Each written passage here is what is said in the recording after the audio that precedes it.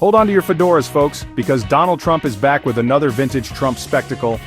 On May 4th, 2025, the former president took to his favorite digital soapbox, Truth Social, to announce a plan so outlandish, so audacious, so undeniably Trumpian that even I almost choked on my nightly glass of almond milk. Trump's big idea?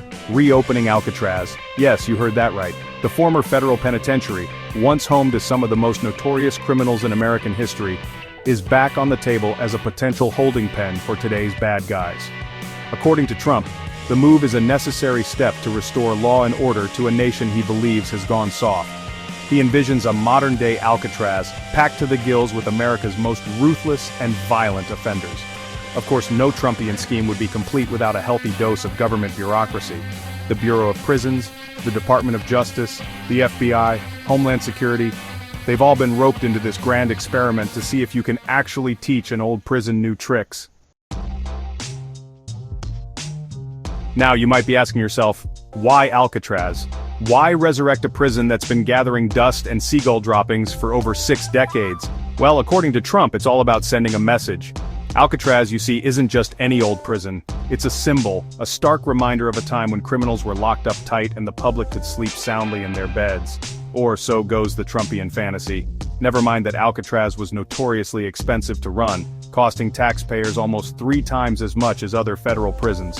And let's not dwell on the fact that its closure in 1963 was partly due to its outdated facilities and the logistical nightmare of operating a prison on a rocky island in the middle of San Francisco Bay. No, those are mere details, pesky inconveniences that shouldn't get in the way of a good old-fashioned Trumpian power move. In Trump's America, practicality takes a back seat to symbolism, and what could be more symbolic than locking up America's worst criminals on the rock? Alcatraz, for those of you who haven't brushed up on your prison history lately, wasn't your average lockup. This was the big leagues, the ultimate destination for the FBI's most wanted.